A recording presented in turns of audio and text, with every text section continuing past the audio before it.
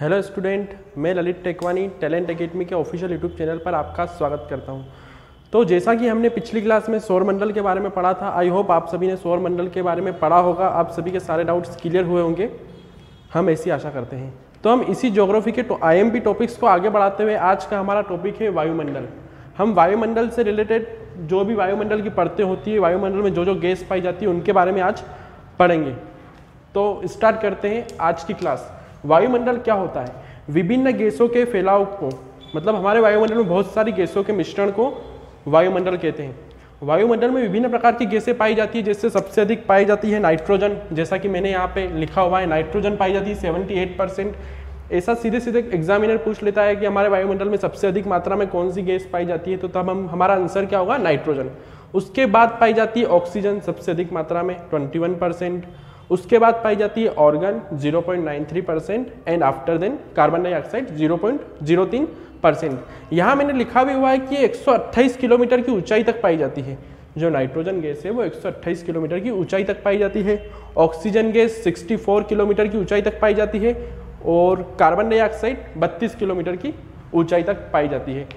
हम ये परतें करने से पहले, वायुमंडल की विभिन्न परतें करने से पहले थोड़ा सा इन गैसों के बारे में जान लेते हैं जो कि हमारी वायुमंडल में पाई जाती है। तो हम सबसे पहले बात करते हैं नाइट्रोजन के बारे में। नाइट्रोजन के बारे में तो हमारे सबसे पहला क्वेश्चन तो इसका यही आता है कि हमारे वायुमंडल में सबसे अधिक मात्रा में पाई जाने वाली गैस कौन सी है? नाइट्रोजन। तो सबसे अधिक मात्रा में, जो कि मैंने वहां पे लिख रखा है 78%। दूसरा क्वेश्चन ये आता है कि नाइट्रोजन का कोई स्वाद, कोई रंग, कुछ नहीं होता। स्वादहीन, रंगहीन, स्वादहीन और रंगहीन। तीसरा क्वेश्चन ये आता है कि अगर हमारे वायुमंडल में नाइट्रोजन गैस नहीं होती तो चीजें जलने लगती तीव्र, तो ये चीजों को तीव्र गति से जलने से रोकता है, धीमी करता है। अगर हमारे वायुमंडल में नाइट्रोजन नहीं होती तो आग पर कंट्रोल करना मुश्किल हो जाता। तो मैं यहां पर लिख देता हूं आग पर कंट्रोल, मतलब उनकी गति धीमी कर देता है, उनके जलने की गति को कंट्रोल करके रखता है। तो यहाँ पे हमने पढ़ा सबसे अधिक मात्रा 78%। सेकेंड बात हमने पढ़ी स्वादहीन, रंगहीन। तीसरी बात हमने पढ़ी आग पर कंट्रोल। और नाइट्रोजन को पौधे नाइट्रेट के रूप में ग्रहण करते हैं। नाइट्रेट के रूप में पौधे ग्रहण करते हैं, ठीक है ना? नाइट्रेट के रूप में पौधे इसको ग्रहण करते हैं। तो ये चार बात नाइट्रोजन के बारे में आप याद रखिएगा कि सबसे अधिक मात्रा 78% पाई जाती है हमारे वायुमंडल में, स्वादहीन, रंगहीन, तो है ना, आग पर कंट्रोल और नाइट्रेट के रूप में पौधे इसे ग्रहण करते हैं। आप नाइट्रोजन के बारे में स्क्रीनशॉट लेना चाहें तो ले सकते हैं, ये IMP टॉपिक्स। अब हम बात करते हैं ऑक्सीजन की। तो as you know very well, oxygen हम सबसे अधिक मात्रा में ग्रहण करते हैं। अब हम बात करते हैं ऑक्सीजन की। वैसे तो ऑक्सीजन की मात्रा हमारे वायुमंडल में 20.93% पाई जाती है, लेकिन एग्जामिनर 21% देता है। मैंने सोचा ये भी आपको बता दूं, कभी ऐसा कुछ ऑप्शन आ जाए तो। आजकल तो बिल्कुल हाई लेवल बढ़ता जा रहा है, तो हो सकता है ऐसा भी देता, तो 20.93, लेकिन उसे 21% लिख के दे देता है।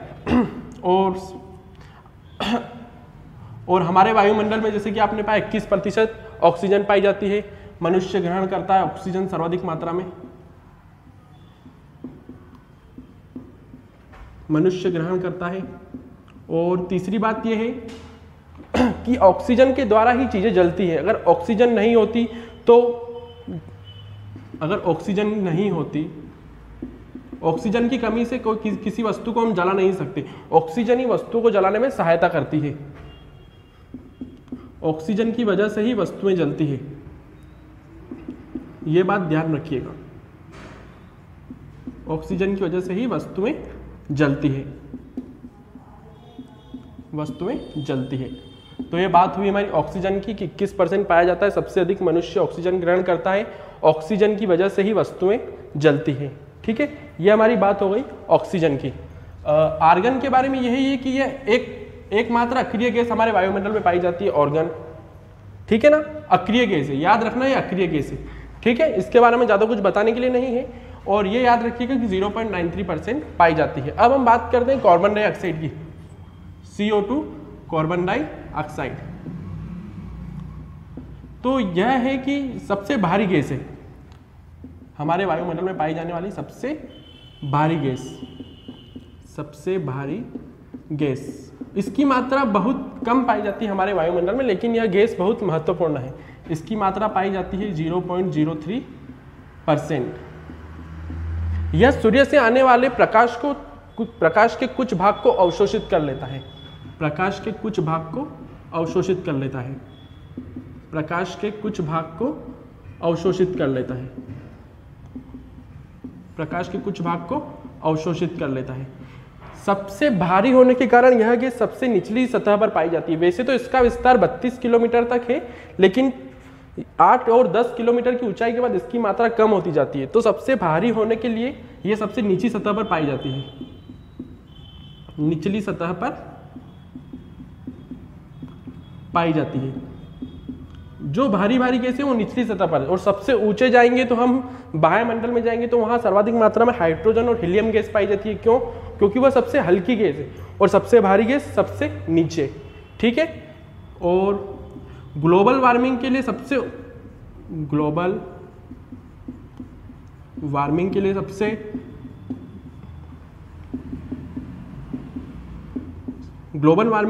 उत्तरदायी इसको ही माना गया है, CO2 को। ग्लोबल वार्मिंग में सर्वाधिक मात्रा में CO2 को माना गया है। तो यही कुछ तथ्य थे कार्बन डाइऑक्साइड के बारे में।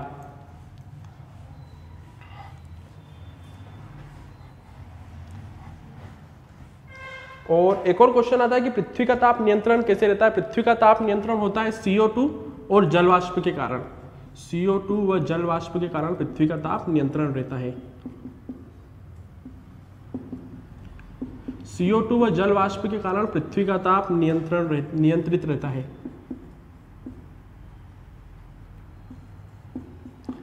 CO2 व जलवाष्प के कारण पृथ्वी का ताप नियंत्रित रहता है।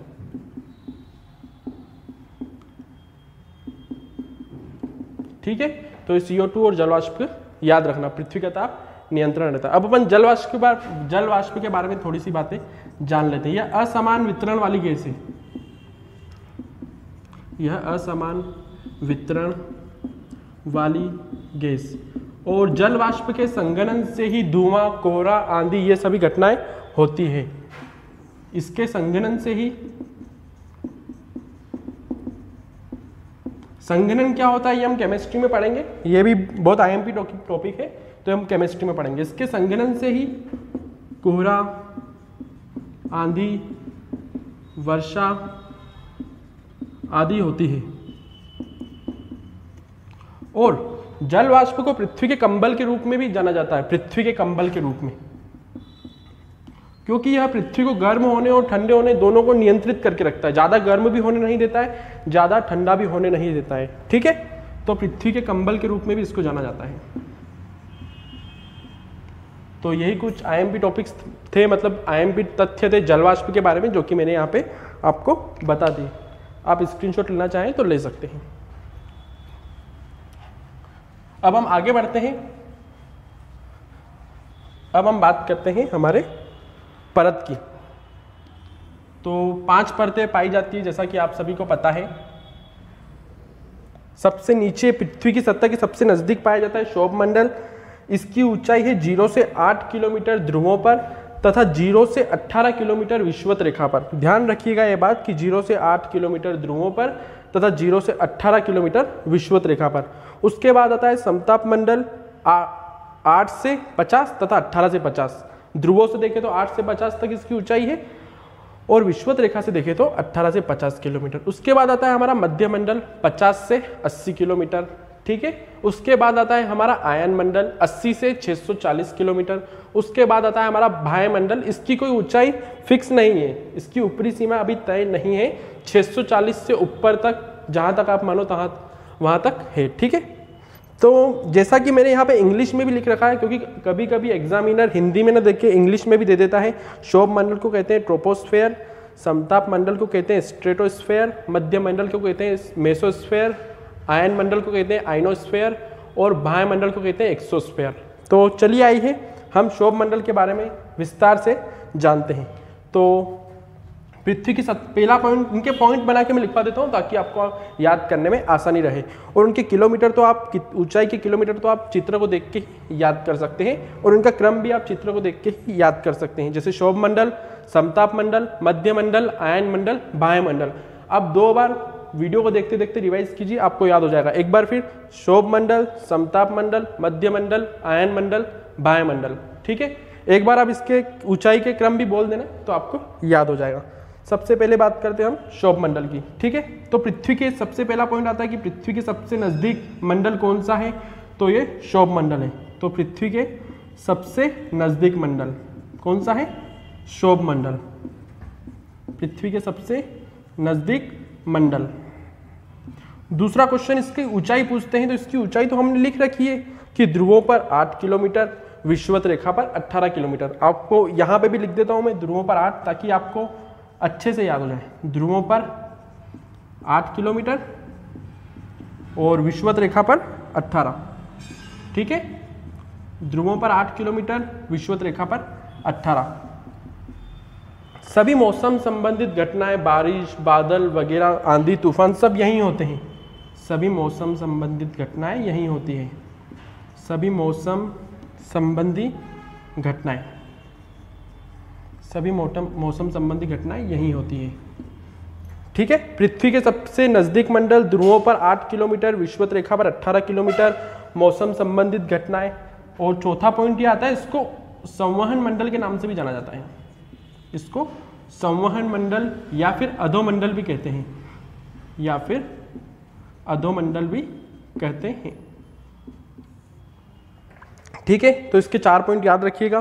पृथ्वी के सबसे नजदीक, ध्रुवों पर 8 किलोमीटर ऊंचाई, विषुवत रेखा पर 18 किलोमीटर ऊंचाई, मौसम संबंधित घटनाएं यहीं होती है, और इसे संवहन मंडल भी कहते हैं, अधोमंडल भी कहते हैं।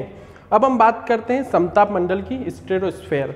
ठीक है, समताप मंडल में सबसे ज़्यादा बच्चों को कंफ्यूज होता है कि यहाँ पे मौसम संबंधित घटनाएं होती है क्या, तो यहाँ मौसम संबंधित घटनाएं नहीं होती है। तो मैं यहाँ पे लिख देता हूँ कि मौसम संबंधित घटनाएं नहीं, ताकि आपको याद रहे, मौसम संबंधी घटनाएं नहीं। ठीक है, क्योंकि आपने पढ़ लिया यहाँ पे मौसम संबंधी घटनाएं तो क्षोभ मंडल में होती है, तो यहाँ पे तो हो ही नहीं सकती, तो मौसम संबंधी घटनाएं नहीं।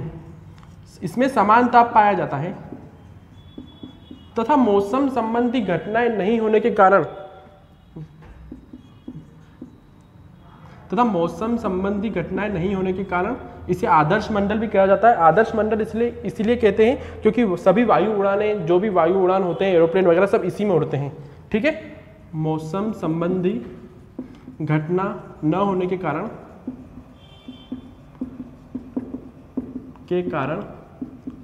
सभी वायु उड़ानें इसी में होती है। सभी वायु उड़ानें इसी में होती है। ठीक है, तो आपने पढ़ लिया सभी वायु, तो इसे वायु उड़ाने होने के कारण इसे आदर्श मंडल भी कहते हैं। एक क्वेश्चन आता है सीधा सीधा कि आदर्श मंडल किसे कहते हैं, तो हमारे समताप मंडल को आदर्श मंडल कहते हैं। एक और समताप मंडल का आईएमपी क्वेश्चन ये है कि ओजोन परत इसमें पाई जाती है। ओजोन परत, वैसे तो ओजोन परत 10 से 50 किलोमीटर तक पाई जाती है, लेकिन बहुत अधिक मात्रा में 15 से 35 किलोमीटर तक पाई जाती है। ठीक है, वैसे तो इसकी किलोमीटर तक ओजोन परत पाई जाती है। ठीक है, लेकिन मुख्य रूप से 15 से 35 किलोमीटर तक पाई जाती है। ठीक है, ओजोन मंडल के बारे में कुछ आईएमपी तथ्य है, मैं आपको यहाँ लिख के बता देता हूँ, आप बाद में स्क्रीनशॉट ले लेना उसका, क्योंकि ओजोन परत भी बहुत महत्वपूर्ण है। ओजोन परत के बारे में क्वेश्चन आता ही है।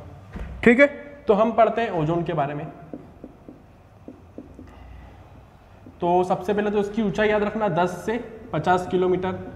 अच्छा, एक और बात, कुछ बच्चे कंफ्यूज में रहते हैं कि मध्य मंडल में ओजोन परत पाई जाती है क्या, तो ऐसा नहीं है। ओजोन परत समताप मंडल में ही पाई जाती है। किसी में हो सकता है गलत दे रखा हो कि ओजोन परत मध्य मंडल में पाई जाती है, तो ऐसा नहीं है, समताप मंडल में पाई जाती है। ठीक है, क्योंकि इसके किलोमीटर भी दे रखा है 10 से 50 किलोमीटर। आपको तो पता है कि 8 से 50 किलोमीटर तो समताप मंडल है, तो ऑब्वियसली वो उसमें ही आएगा। ठीक है स्टूडेंट्स, तो जी ठीक है। अब दूसरी बात ये बोलते हैं कि ओजोन परत में छिद्र हो रहे हैं, तो ऐसा क्यों। तो एक और बात यह है कि ओजोन परत सूर्य से आने वाली ओजोन परत सूर्य से आने वाली पराबैंगनी किरणें, तो उसको मैं डायरेक्ट लिख देता हूँ यूवी किरण, अल्ट्रावायोलेट किरणें। ओजोन परत सूर्य से आने वाली यूवी किरणों को पृथ्वी तक आने के लिए रोकती है, पृथ्वी तक पहुंचने से रोकती है। तो जैसा कि आपने देखा, ओजोन परत सूर्य से आने वाली यूवी किरण को पृथ्वी तक पहुंचने से रोकती है। यूवी किरण बहुत खतरनाक किरण है, इससे बहुत सारी बीमारियां होती है जैसे कैंसर ये। तो वर्तमान में ओजोन परत पतली होती जा रही है, तो इसका कारण क्या है? ओजोन परत पतली होने का मुख्य कारण है CFC। इसको क्या बोलते हैं? ये भी क्वेश्चन पूछता है कि CFC का फुल फॉर्म क्या है, और इसीलिए पूछते हैं क्योंकि ये ओजोन परत के लिए सबसे हानिकारक है। CFC का फुल फॉर्म है क्लोरोफ्लोरोकार्बन, और क्लोरोफ्लोरोकार्बन में भी इसका मुख्य कारण क्या है? ओजोन परत को क्षय करने का। तो इसमें सक्रिय क्लोरीन होता है, वो हानि पहुंचा रहा है ओजोन परत को। सक्रिय क्लोरीन को क्या लिखते हैं? Cl। आप बोलो तो मैं यहाँ पे क्लोरीन लिख देता हूँ। सक्रिय क्लोरीन क्षय पहुंचाता है, ठीक है, क्षय पहुंचाता है। एक और क्वेश्चन ये आता है कि ओजोन परत की मोटाई को किससे मापा जाता है? तो डाप्सन इकाई से मापा जाता है, डाप्सन इकाई से मापा जाता है, डाप्सन इकाई से मापा जाता है, ठीक है। तो ये कुछ महत्वपूर्ण तथ्य थे, आप स्क्रीनशॉट लेना चाहे तो ले सकते हैं। ओजोन परत की 10 से 50 किलोमीटर तक पाई जाती है। ओजोन परत से सूर्य से आने वाली यूवी किरण को पृथ्वी तक पहुंचने से रोकती है। अगर यह पृथ्वी तक पहुंच जाएगी तो अन्य बीमारियों का कारण बनेगी। इसी कारण अभी 16 सितंबर को ओजोन दिवस भी मनाया जाता है, ताकि लोग जागरूक हों। 16 सितंबर को ओजोन दिवस भी मनाया जाता है, ओजोन दिवस। अच्छा, एक और बात कि CFC कहाँ से निकलती है? तो fridge, refrigeration, AC, air conditioner, इनसे क्लोरोफ्लोरोकार्बन निकलती है। आई होप आपके सब डाउट क्लियर हुए होंगे। और यह बात भी ध्यान रखना कि ओजोन परत समताप मंडल में पाई जाती है। आप स्क्रीनशॉट लेना चाहें तो ले सकते हैं। अब हम आगे बढ़ते हैं और हम बात करते हैं मध्य मंडल की, ठीक है। अब हम बात करते हैं मध्य मंडल की। तो सबसे मेनली IMP तो यही थे, इनमें बहुत ज़्यादा वो थे। अब हम बात करते हैं मध्य मंडल की। तो सबसे कम तापमान क्वेश्चन आता है, सबसे कम तापमान कौन से मंडल में पाया जाता है? सबसे कम तापमान मध्य मंडल में पाया जाता है, -100 डिग्री सेल्सियस, ठीक है ना। -100 डिग्री सेल्सियस तापमान सबसे कम तापमान है ना, सभी मंडल में सबसे कम तापमान। और एक और क्वेश्चन आता है कि इसकी ऊंचाई कितनी है? तो 50 से 80 किलोमीटर तक इसकी ऊंचाई है। क्षोभ मंडल में एक और क्वेश्चन पूछा जाता है वैसे कि प्रति 165 मीटर की ऊंचाई पे जाने पर, या अपन ऐसे कर लेते हैं, 1 किलोमीटर की ऊंचाई पे जाने पर, प्रति 1 किलोमीटर की ऊंचाई पे जाने पर 6.5 डिग्री सेल्सियस की कमी होती है। 6.5 डिग्री सेल्सियस की कमी होती है, मतलब ऊंचाई पे जाने पर कमी होती है डिग्री सेल्सियस, 6.5 डिग्री सेल्सियस, ठीक है। मध्य मंडल -100 डिग्री तापमान सबसे कम तापमान पाया जाता है, और 50 से 80 किलोमीटर, ठीक है। अब हम बात करते हैं आयन मंडल की। तो यहाँ तक सभी पॉइंट आई होप आपके क्लियर हुए होंगे। अब बात करते हैं आयन मंडल की। तो आयन मंडल की ऊंचाई कितनी है? 80 किलोमीटर से 640 किलोमीटर। इसमें आयनीकृत गुण पाया जाता है, इसमें आयनीकृत गुण पाया जाता है, इसमें आयनीकृत गुण पाया जाता है। मतलब आयनीकृत गुण मतलब कैसे? मतलब पृथ्वी की सतह से कोई भी तरंग छोड़ते हैं तो वो आयनीकृत होकर टकरा के वापस पृथ्वी की सतह पर लौट जाती है। जैसे कि रेडियो तरंगे, मुख्यतः रेडियो तरंगे, ठीक है। इसमें आयनीकृत और भी बहुत सारी तरंगे, लेकिन मुख्यतः रेडियो तरंगे, जैसे कि पृथ्वी की सतह से कोई तरंग छोड़ी तो टकरा के वापस लौट जाएगी। अब हम बात करते हैं, कुछ लोगों का, बहुत सारे जनों का ये डाउट होगा कि आयन मंडल में ही संचार उपग्रह जैसी सभी घटनाएं होती है। तो ऐसा नहीं है। अगर ऑप्शन, वैसे तो बाह्य मंडल सही है, अगर ऑप्शन में बाह्य मंडल नहीं हो तब जाके हम संचार उपग्रह का आयन मंडल लगाते हैं। वैसे संचार उपग्रह आयन मंडल में नहीं होते, ठीक है। अब हम बात करते हैं बाह्य मंडल की। तो बाह्य मंडल में सर्वाधिक मात्रा में हाइड्रोजन और हीलियम गैस पाई जाती है। कौन सी गैस पाई जाती है? हाइड्रोजन गैस और हीलियम गैस। ठीक है, दूसरी बात क्या है, इसकी ऊंचाई 640 किलोमीटर से ऊपर, लेकिन कितनी ऊपर है यह निर्धारित नहीं है। ठीक है, 640 किलोमीटर से ऊपर, लेकिन कितना ऊपर है यह निर्धारित नहीं है। उसके बाद हम बात करते हैं संचार उपग्रह, इसी में होता है संचार उपग्रह। जो भी आप टीवी वगैरह देखते हो, जो भी कुछ होता है सब इसी के माध्यम से देखा जाता है ना। अगर ऑप्शन में बाह्य मंडल नहीं हो तो फिर आप आयन मंडल लगाएंगे। ठीक है ना, इसका आंसर तो बाह्य मंडल ही होगा। ठीक है, अब एक और क्वेश्चन पूछते हैं कि भू स्थिर उपग्रह की ऊंचाई कितनी, इसी में आते हैं। भू स्थिर उपग्रह की ऊंचाई कितनी है, तो 36,000 किलोमीटर, 36,000 किलोमीटर। और एक और होते हैं ध्रुवीय उपग्रह, उनकी ऊंचाई कितनी है, ध्रुवीय उपग्रह की ऊंचाई है 700 से 1100 किलोमीटर, 700 से 1100 किलोमीटर। ठीक है, आइए हम एक बार सभी चीज़ें रिवाइज कर लेते हैं ताकि आपको पढ़ने में आसानी हो। सबसे पहले हमने लिखा वायुमंडल। वायुमंडल में सर्वाधिक मात्रा में पाई जाती है नाइट्रोजन 78%, जो 128 किलोमीटर की ऊंचाई तक पाई जाती है।